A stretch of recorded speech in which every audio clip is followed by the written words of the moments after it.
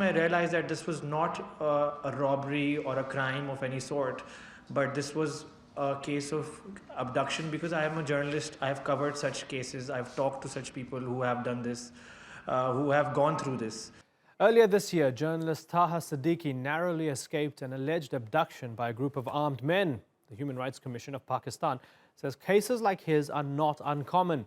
The organization says there's been a spike in enforced disappearances and that most of the 860 missing persons cases have been dropped. The group criticizes prosecutors' lack of authority and has blasted the government for not protecting human rights.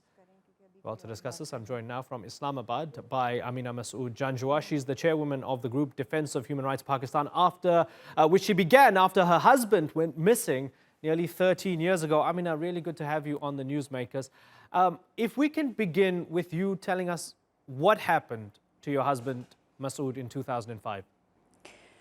Yeah, thank you very much. My husband is a businessman. He's a travel agent. He's a IT college runner. So he and his friend, they were going to Peshawar on 30th July 2005. And both his friend, Masood's friends, and they left after breakfast. So their seats were booked in the Daewoo bus, and they had to travel from Rawalpindi to Peshawar. But unfortunately, they never reached Peshawar. And after that day, I have never heard of him. Never heard his voice, never seen his face. Later on, we came to know that that was a routine during those days.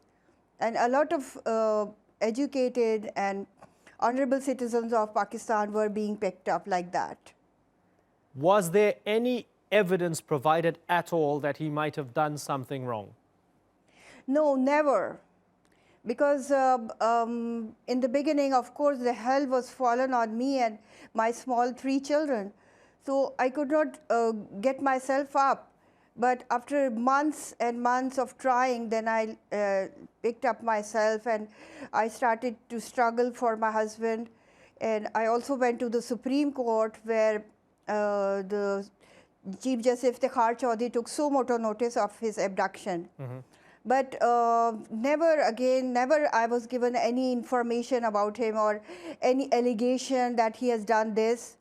Whenever I came across many intelligence officers or army officers, because my father-in-law was a colonel, retired. So they always said that we don't want him, we are not interested in Massoud, why would we ever pick him? So that was all they were all the time telling me. Was it encouraging, at least, that a lot of your activism for him and others who suffered a similar fate along with their families, was it encouraging that it helped lead to the formation of that Commission of Inquiry on Enforced Disappearances? Was it a step in the right direction for you? Yeah, actually we have on self-help basis, when I came in contact with many aggrieved families, and I found that their grief was just like mine. So I founded a group of aggrieved families, and that was called Defense of Human Rights. So up till now, we have 2,500 cases, and the success rate is that we have 950 people who have been traced out of these 2,500. And not all have been able to reach home, but at least there are around 300 who have reached home, and nearly 55 who have been killed in custody. So the struggle is going on, but the government's commission is actually, of course, government was forced to make a commission because they wanted to keep us out of the Supreme Court. So that was not a good choice to make, because we always wanted our cases to be heard by the superior courts. Do you think that they have Massoud right now? Do you think that they're holding him somewhere? Yeah, of course, because over the passage of all these years, there were a lot of detainees who were released, and some of them also came and they met me and they told me about my husband. At least 5 such detainees have come to me and they have given me this good news.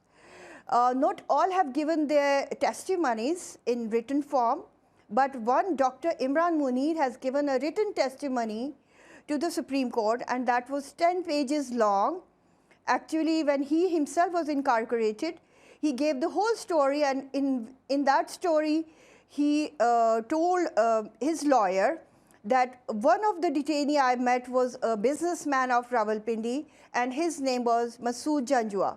So I just believe 100% that Massoud is with some secret agency of Pakistan, and he's still alive, because my heart says so.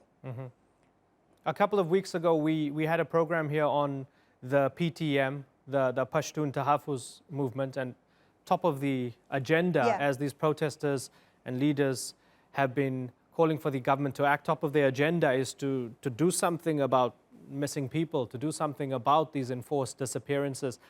Tell me, I noticed that you support the movement, you're involved with the movement. Tell me why you think this is the best way forward at this moment in time as part of the PTM to try and get justice. Yeah. Because I have been struggling on the road since last 13 years. And there were a lot of people who were with me on streets, and we also held in 2012, we had a like 3 months long camp in front of the Parliament House. But now my resources have been drained. I cannot bring so many people on the streets. They need resources, they need, of course, motivation. And the families of the disappeared have become so dismotivated, they just don't want to do anything anymore. They have like lost every hope, and I still try to make them come to the streets, come up and give them hope, because nothing happens overnight. So PTM is, of course, a good organization, and no political leader is giving the value to this issue. The elections are so near, but have you seen the agendas of all these political parties? It's not in the agenda of any political party.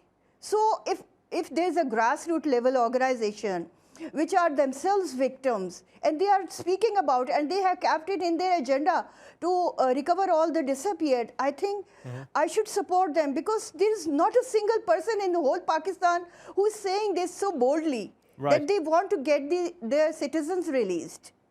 Very finally, if there's any member of government or even from the opposition who, as you mentioned, undoubtedly are looking to come to power in the next election, if they're watching this program, Amina, tell me, what's your message to them?